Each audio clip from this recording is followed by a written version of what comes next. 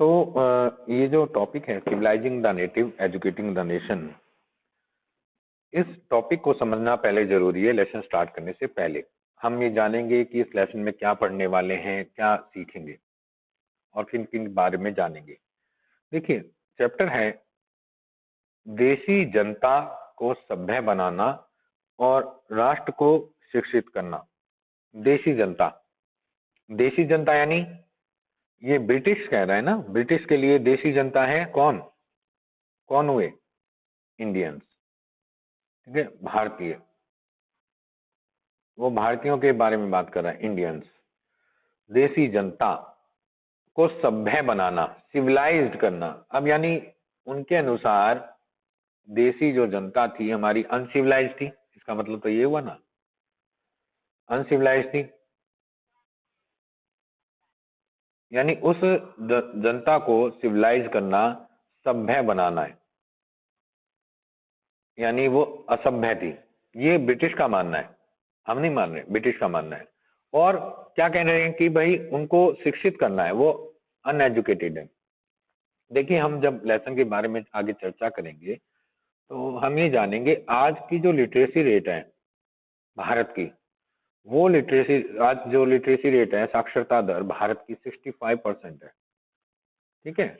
और जब ये ब्रिटिश बात कर रहे हैं कि राष्ट्र को शिक्षित करना, जब ये बात कर रहा है कि राष्ट्र को शिक्षित करना चाहिए, लोगों को शिक्षित करें, तब हमारे यहाँ जो हमारी साक्षरता दर थी उस समय ब्रिटिश काल से पहले, वो थी 90% एंड अबाउ, 90% से ऊपर साक्षरता दर रही है, ठीक है। और आज बात करते हैं, ये हम पॉपुलेशन के हिसाब से केवल 65% साक्षर हैं लोग। तो ये किस साक्षरता की बात कर रहा है?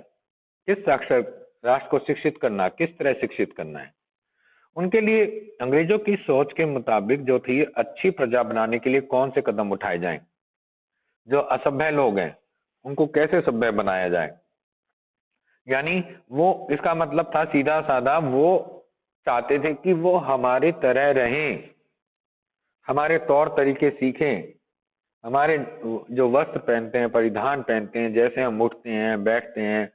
और ये भी कहना था कि उनमें से बहुत सा, जब इस चैप्टर में आगे हम बात करेंगे, बहुत से विचारकों का, थिंकर्स का कहना था कि जो इनका जो ज्ञान है, भारतीयों का जो नॉलेज है, जिस किताबों से वो लेते हैं, वो किताब जो है वो ओनली जो है इमेजनरी है, काल्पनिक किताबें हैं, जिनका कोई अस्तित्व नहीं है। जिन किताबों से ज्ञान लेते हैं वो काल्पनिक हैं, इमेजनरी। जबकि वास्तविक जो है साइंस के आधार पर, तर्क के आधार पर जो किताबें हैं, बुक्स हैं, वो केवल हमारे यहाँ ही बनाई जाती हैं, छपती हैं। साइंस की, टेक्नोलॉजी की, यूरोपियन लिटरेचर के अंदर आता है।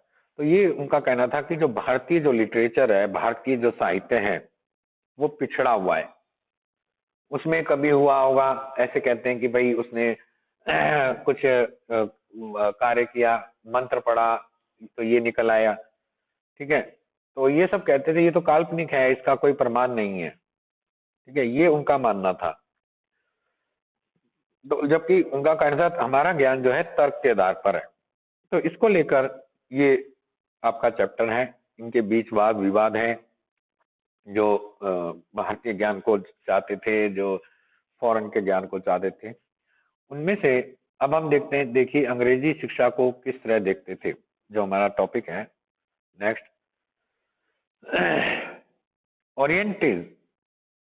ओरिएंटलिज्म, वैसे हम पढ़ेंगे इसको, प्राच्यवाद की परंपरा। देखिए, विलियम जोन्स, आपकी बुक में भी है विलियम जोन्स, फिगर 1 में आएगा आपके, है ना, 1783, है ना। जूनियर जज एज कोलकाता, कलकत्ता में जूनियर जज के पद पर थे कलकत्ता में। ही वॉज ए लिंग्विस्ट यानी भाषाविद, कई भाषाओं के जानकार, कई भाषाओं के जानकार। उनको अपनी लैंग्वेज तो आती ही थी, इसके अलावा वो बहुत सी भाषाओं के जानकार थे। बहुत सी बात, अरबी भी सीखी उन्होंने, भारत में आके संस्कृत भी सीखी, फारसी भी सीखी, और जहां जहां यस जहां जहां वो जाते थे उन भाषाओं का ज्ञान लेते थे। ठीक, ये थे विलियम जोन्स। और विलियम जोन्स से थे French, English, Greek, Latin, Persian, Arabic और एस्केट यानी संस्कृत का भी उनको नॉलेज थी। Studied ancient Indian text on law, philosophy, religion, politics, morality, arithmetic, medicine and other sciences।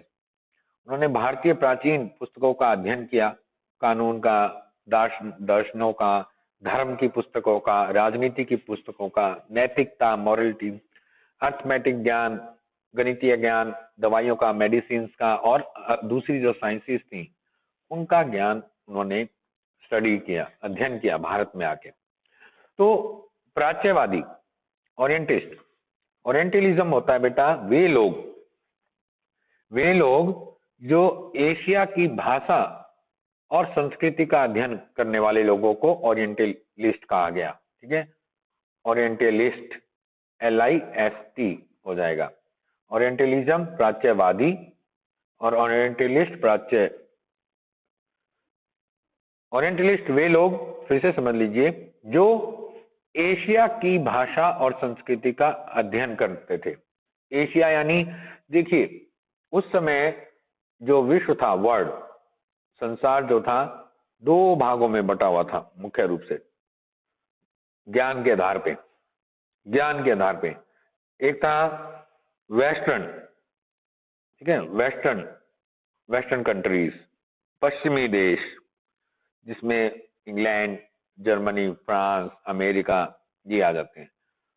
ठीक है, दूसरा पूर्वी देश, ईस्टर्न कंट्रीज, पूर्वी देशों में हमारे एशिया महाद्वीप और अफ्रीका की कुछ कंट्री ये इसके अंदर शामिल है।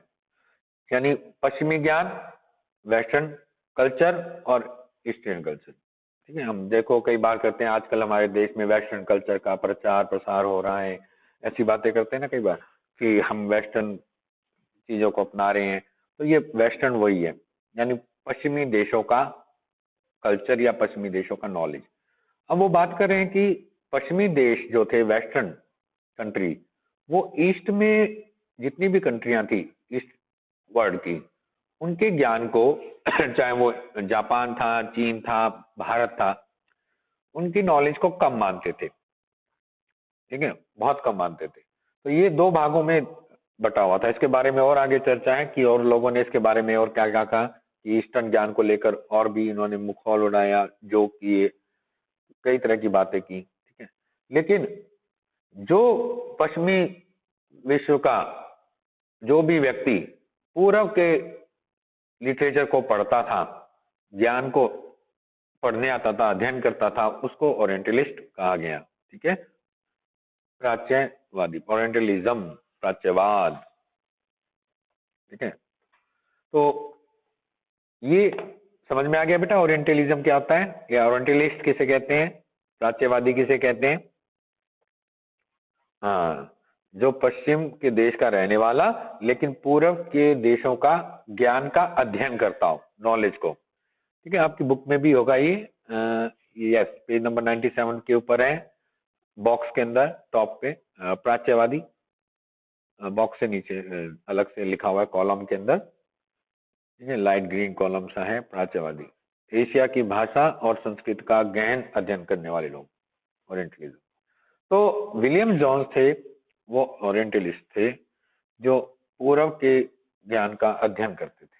कोलकाता के जूनियर्स थे, ये ध्यान रखना इनको। ये विलियम जोन्स आपकी स्क्रीन के ऊपर, और इनका एक टॉम कोलकाता में है बना हुआ इस समय। ठीक है, विलियम जोन्स का। जोन्स ने पाया कि उस समय कोलकाता में बहुत से अंग्रेज अफसर थे जो उनके जैसी दिलचस्पियां लगते थे। यानी उसने देखा कि और भी लोग हैं मेरे जैसे जो चाहते थे कि वो भारत का अध्ययन करें। इनमें से एक थे हेनरी टॉमस कोलब्रुक और नेथेनियल हॉलैंड। ठीक है, ये दो नाम आए हैं आपकी बुक में, Henry Thomas Colebrook Thomas Colebrook और नेथनियल हॉलैंड। ये दो और लोग थे जो उनके जैसे विचार रखते थे कि भाई पूर्व का ज्ञान को भी पढ़ना चाहिए। उन्होंने एक सोसाइटी बनाई, एशियाटिक सोसाइटी ऑफ बंगाल का गठन किया उन्होंने, एशियाटिक सोसाइटी ऑफ बंगाल, और अपना एक जर्नल यानी शोध पत्रिका निकाली जिसका नाम दिया उन्होंने एशियाटिक रिसर्च। ये आपके ऑब्जेक्टिव टाइप का भी इंपॉर्टेंट क्वेश्चंस में आते हैं, ठीक है। विलियम जोन्स ने इन लोगों के साथ मिलकर, किसके साथ, थॉमस कोलब्रुक और नेथनियल हॉलैंड के साथ मिलकर एक तो बनाया एशियाटिक सोसाइटी ऑफ बंगाल और दूसरा बनाया उसी का एक शोध पत्रिका निकाली, जर्नल निकाला जिसे कहा गया एशियाटिक रिसर्च। अब इसमें क्या था, इसमें एशिया की देशों की भाषाएं, संस्कृति, धर्मों का एक तरह के प्रिसिपिटेशन किया गया था इसमें, यानी आपका अलग से इसके अंदर रिसर्च की गई थी, अध्ययन किया गया था। जोन्स और कोलब्रुक भारत के प्रति एक खास रवैया रखते थे। वे भारत और पश्चिमी दोनों की प्राचीन संस्कृतियों के प्रति गहरा आदर भाव रखने थे। उनका मानना था कि भारतीय सभ्यता प्राचीन काल में अपने वैभव के शिखर पर थी, परंतु बाद में उसका पतन होता गया। ये इनका मानना था कि भाई अब आप जानते हो हड़प्पा सभ्यता, ठीक है, हड़प्पा सिविलाइजेशन जो आपकी वर्तमान में इसकी खुदाई के जो इलाके हैं आपके पाकिस्तान और भारत के बहुत बड़े इलाकों में मिले हैं। इनकी जो सिटी देखेंगे ना उस समय की, आज से 5000 साल पहले की जो इनके शहर बनाए गए, वो किसी भी अन्य सभ्यता से बहुत आगे थे, बहुत आगे के शहर थे, सोच बहुत आगे की थी। और इस तरह के स्ट्रक्चर मिले हैं जो आज बनाना बहुत मुश्किल है, ठीक है। बिना किसी चूने गारे पत्थर का उपयोग करके इन्होंने बड़ी बड़ी ऐसी इमारतें क्रिएट की जो आज की टेक्नोलॉजी भी फेल हो जाती है इनके आगे। तो इन्होंने कहा कि इनका जो ज्ञान है, इनकी जो नॉलेज है, वो अपने शिखर पे थी, लेकिन बाद में उसका पतन हो गया। उन्होंने कहा कि भारत को समझने के लिए प्राचीन काल में लिखे गए यहाँ के पवित्र और कानूनी ग्रंथों को खोजना बहुत जरूरी है, बहुत जरूरी है, उनको पढ़ना बहुत जरूरी है। देखिए ये आपकी स्क्रीन के ऊपर हेनरी थॉमस कोलब्रुक और नेथनियल हॉलैंड, इनके पिक्चर्स को पहचान लीजिए, ठीक है। आपको पता है मैं इस तरह के पिक्चर्स आपके देता हूँ एग्जाम के अंदर, पिक्टोरियल के अंदर आपके दिए जाते हैं। ये आपकी बुक में नहीं है पिक्चर, इनको पहचान लो एक बार, ठीक है, ध्यान से देख लीजिए। हेनरी थॉमस लेफ्ट साइड में और राइट साइड में नेथनियल हॉलैंड, ठीक है। ये दो लोग, इन्होंने कहा रहा था कि भारत के प्राचीन काल में लिखे गए जो ग्रंथ थे उनको खोजना भी जरूरी है और उनका अध्ययन करना भी, समझना जरूरी है। उन्होंने कहा कि हिंदू और मुसलमानों के असली विचार व कानूनों को इन्हीं रचनाओं के जरिए समझा जा सकता है और इन रचनाओं के पुनः अध्ययन से ही भारत के भावी विकास का आधार पैदा हो सकता है। यानी ये जो लोग थे, विलियम जोन्स, थॉमस कोलब्रुक और नेथनियल हॉलैंड, ये एक पॉजिटिव नजरिया रखते थे भारत के प्रति कि भारत की जनता पर आपको शासन करना है, भारत के लोगों का दिल जीतना है, तभी आप शासन कर पाएंगे। और इसके लिए हमें उनके प्राचीन ग्रंथों को समझना जरूरी है, क्योंकि जब तक आप जनता का हृदय नहीं जीतोगे, प्रजा का, तो वो आपको स्वीकारेगी नहीं। जैसे हमारे और जितने भी भारत में राजा आए, शासक आए, ठीक है, आते रहे जाते रहे, वो अलग बात थी, लेकिन जितने भी आते जाते रहे उन्होंने अपना एक बनाया प्रजा के प्रति सहानुभूति और उनके साथ मिलकर चले, तो लंबे समय तक राज किया उन्होंने। इसलिए ये चाहते थे कि यदि हमें इस देश पर राज करना है और रहना है तो हमें उनकी तरह उनके पहले समझना चाहिए उन देसी जनता को। ये अभी मैं केवल बात कर रहा हूँ एक तरफ की, अभी हम दूसरी तरफ की, इनके कुछ अपोजिट लोग भी थे, अपोजिशन में भी थे इनके, ठीक है, उनकी भी बात करेंगे।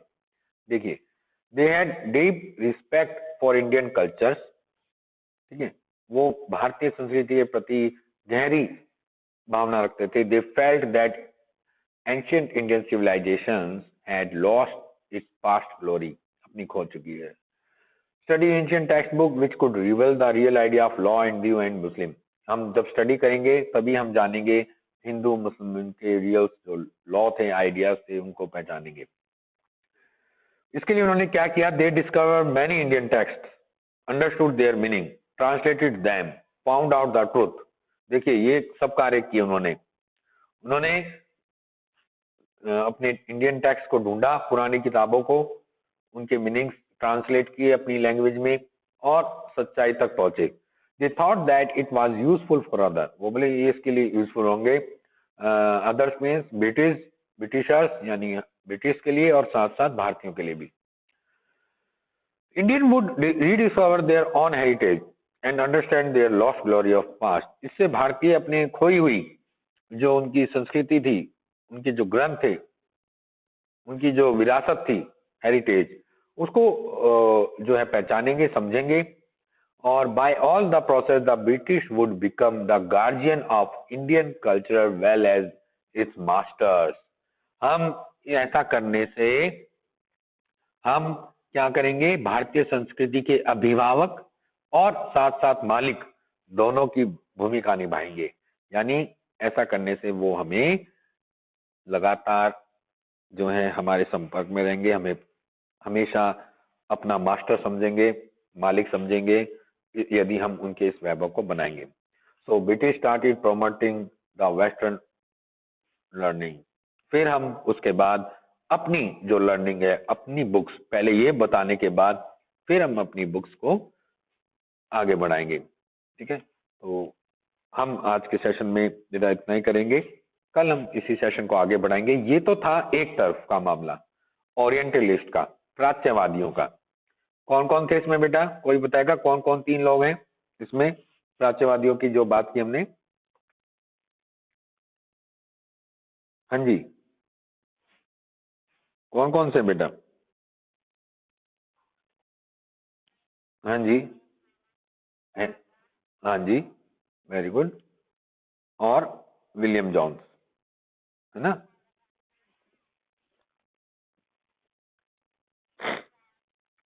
हाँ, नेथन आर्यन, वेरी गुड बेटा. तो ये इम्पोर्टेंट लोग थे यहाँ के. इसके बाद हम कल चर्चा करेंगे अपने नेक्स्ट सेशन में. इसी के साथ आज का सेशन आपका यही ओवर होता है. कल हम फिर मिलेंगे अपने सेशन के साथ. तब तक के लिए have a nice day, take care, good day.